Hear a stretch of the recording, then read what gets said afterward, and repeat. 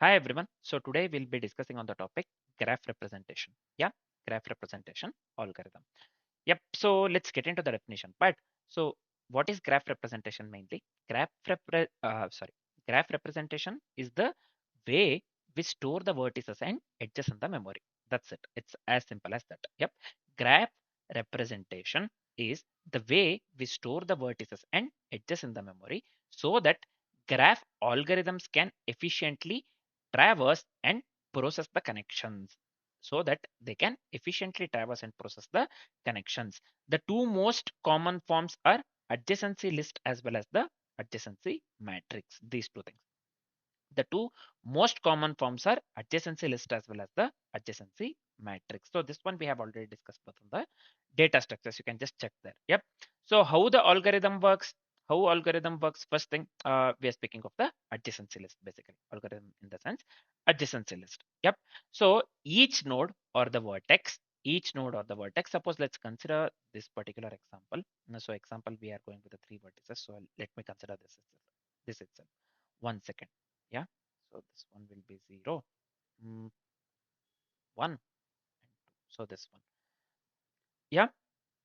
Each node or the vertex is given an index 0 to v minus 1 to the vertex minus 1. Yep. So it starts from the 0 to v minus 1. This is fine. Next, for every node, we maintain a list of its directly connected neighbors. Yeah. Directly connected neighbors. Suppose for the 0, it's 1 and 2. For the 2, it's 0. For 1, it is 0. Like that. Yeah. This is undirected graph. Yep. So this is fine, I believe. Next, when an edge u to v exists, when an edge u to v exists, so here in this case, we have the edge u to v, this one. Suppose if you are considering this one, 0 to 1, we have 0 to 2, we have same thing, 2 to 0, 1 to 0, as it is undirected. Yep. So when an edge u to v exists, add v to the u list. Add v to the use list. That's what we will be doing. Add v to the, add v to the use list. Had said correct itself. Anyways, if graph is undirected, also add u to the v's list. Actually, this is undirected graph. Yeah, directed graph in the sense if you have something, if it is directed from 0 to 1. Suppose we have this arrow mark. Yeah, so this is directed graph. Directed graph actually. For now, we are considering the undirected graph. This is fine. Yep. So this structure allows fast traversal of the neighbors and also memory efficient for the sparse graph, right? This uh, structure allows fast traversal of the neighbors and also memory efficient for the sparse graph. Yep. So this is fine, I believe. Yep. So this is it for the algorithm explanation. The same example that we are considering here, we are having three vertices. I've already shown you the graph, right? 0, 1, 2, edges 0 to 1, 0 to 2. Yep. So this is fine. Just give me a second. 1 second. Yeah. Yeah. Now let's do one thing. Yep. Let's try to articulate the same thing in the form of code. Let's do that. Yep. Whatever we discussed on the explanation part. Now let me come here. Yeah. The first thing here, let's go with the number of vertices in the graph. In our case, we are going with the 3. So this one. Yep. So I'll just go with int v equals 3. Next, let's create the adjacency list, nothing but array of the list. So I'll just go with a list here, list of integer, this part. So I'll just mention the array. So let me go with a variable g. So this one is new array list. Yep, new array list of, let me pass the v. Let me pass the v vertex. Yep. So this is fine. This one, let me give the capital V or yeah, let me make this one to capital, or I would have changed here. Anyways, so now we have to initialize the empty list for each vertex as per the algorithm explanation. So let me go with the for loop here. So this one will be int I equals 0, I less than v, then let me increment the I. Let me increment the I. So this is fine. Next, let me go with g of I. That is, let me assign this one to the new of array list. This one. Yep. So this is fine. It's as simple as that. Now let's move on with the further things. Nothing but we have to add the edge 0 to 1, uh, as well as we have to add the edge 1 to 0 as we are considering the undirected graph. That's what I said. So we are going with 0 to 1, 2. So this is undirected graph. We are not pointing to anything here, right? So we have this one, 0 to 1 as well as 1 to 0. So this is considered it 0 to 1, 1 to 0, as well as 0 to 2, 2 to 0, as well as 0 to 2, 2 to 0. So this thing we have to add now, 0 to 1, 1 to 0, 0 to 2, 2 to 0. Yep. So let's do that. Yep. So now let's add 0 to 1 first. So I'll just go with g of 0 here dot add of 1. Yep. So this is simple. So let me copy this one. Sorry. Paste it over here thrice actually. Yep. So this is fine. Now what shall we do? So I'll just go with here. 1 to 0 also we have to do, right? Same thing goes with 0 to 2 as well as 2 to 0. So let me make this 2 and 2 to 0. Yep. So we are done with all the edges as it is undirected graph. Yeah. 0 to 1, 1 to 0. Next, this one 0 to 2, 2 to 0. Yep. So now let's do one thing. Let's print the adjacency list. Yep. So I'll just go with a print writer here. So this is related to the input output. You don't have to worry about it that much actually. Yep. So let me go with print writer out new. Let me go with a print writer.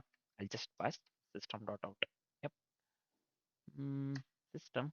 So why we have two here? This one parenthesis system.out.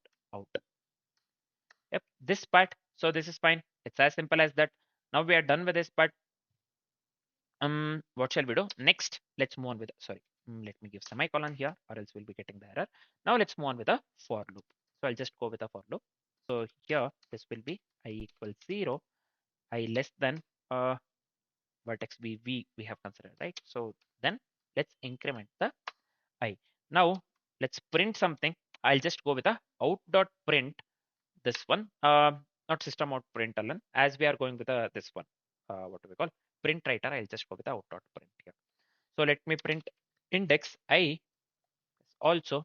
So I'll just make use of the arrow mark so that this looks good, right? Now this looks good in the console. Yep. So let's go with a for loop again. So I'll just go with X here. So this one will be g of I. Yep. So within the for loop, first thing I'll just go with out dot print again. So this part. So let me go with X plus this one. What do we call? Empty string. Yep. Empty in the sense we are leaving space actually. We are printing in the same line, right? So I'm just leaving space after printing X actually. So we have to visit all other nodes as well, right? So for that, see here we have considered individual X. So I'm passing X here, and for the other nodes, so I'm leaving the space here. So this is fine. Next, what I have to do, so I'll just go with out.println. This is fine. Finally, as we have made use of this one, print writer, I'll just go with a flush out.flush, or you can just go with a close as well. Out.close or out.flush. Yep. So this is fine. This is it for the all go. This is it for the all go. It's as simple as that. Now, yeah. So, do we have any error? So what is this screaming? Duplicate? Yeah. So this is fine, man. Apart from this, do we have any error? No, right? So let's do one thing. Before running the code, let's dry run the code so that we get to know whatever the code that we have written is correct or not, and also we get to know the output for the example that we have considered. Yep. So let's dry run, and then later we can come back here and run the code that we can do. Yep. First, let's dry run the code. So let's dry run the code accordingly with the example that we have considered within the code. So we will be going with v equals 3 itself, the same graph actually. Yep. So this is undirected graph. I'll just write here UG, undirected graph. Yep. So the first step is vertex we have 3 here, right? Vertex we have 3. So what we'll do accordingly with the this one code that we have written, we will create array, right? So we will create array. So suppose we are going with g of 0. G is the variable that we have considered. So this is the array that gets created actually. G of 0, G of 1, G of 2. Yep. Because the vertex that we are considering here is 3.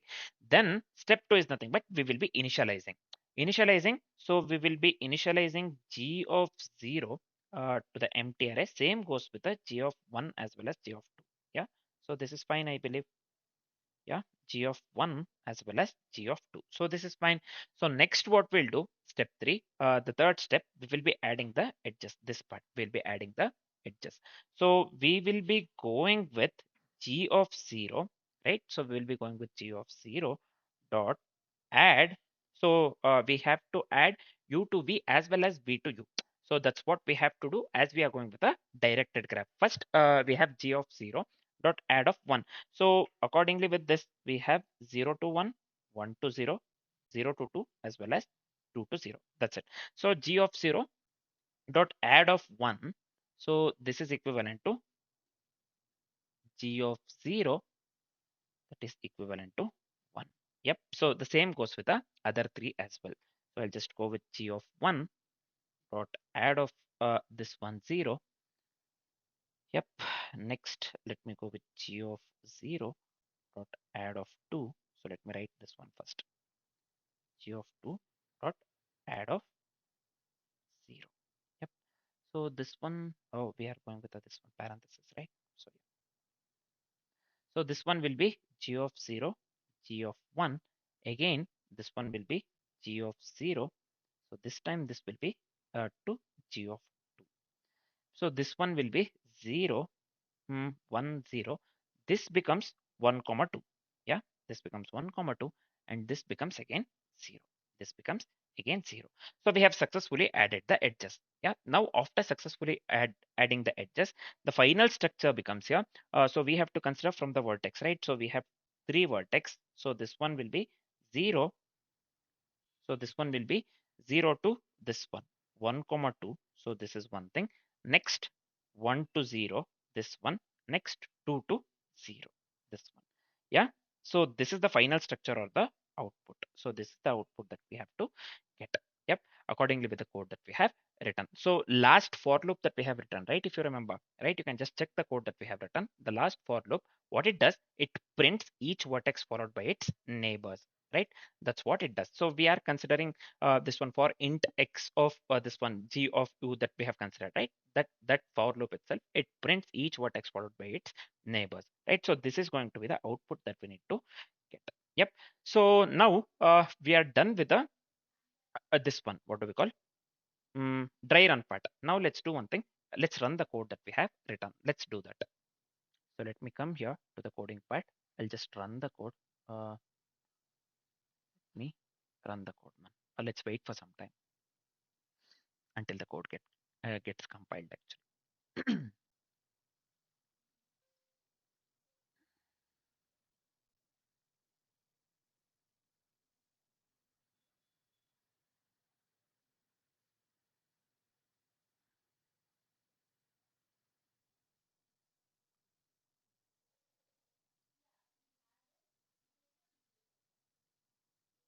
Let's wait for some time.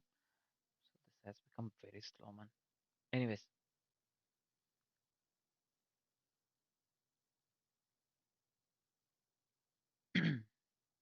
so you can clearly see here 0 to 1 to 1 to 0 as well as 2 to 0. So the output that we have got here is correct.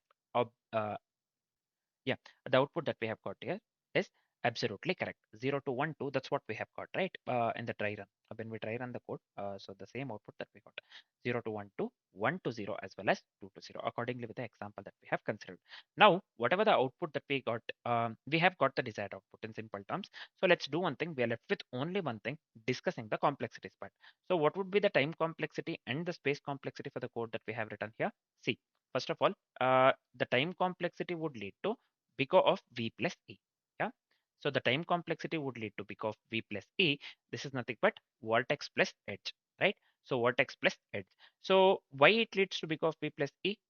Basically, it is big of v plus e for building the adjacency list. Yep. So overall time complexity would lead to big of v plus e itself. Yep. So what will be the space complexity here? Space complexity would lead to big of v plus e as well. So why it is big of v plus e? So because we have to store all the vertices and edges. So overall space complexity would lead to big of v plus e. The time complexity and the space complexity for the code that we have written would lead to big of v plus e and big of v plus e respectively. Right. So this is it for the graph representation or the graph representation algorithm. Yep. So now what we will do, So next we will be discussing the BFS algorithm. So BFS and DFS are the two famous algorithms, right? Graph-based algorithms. So we'll be discussing BFS algorithm. For now, this is it. Thanks for watching, guys.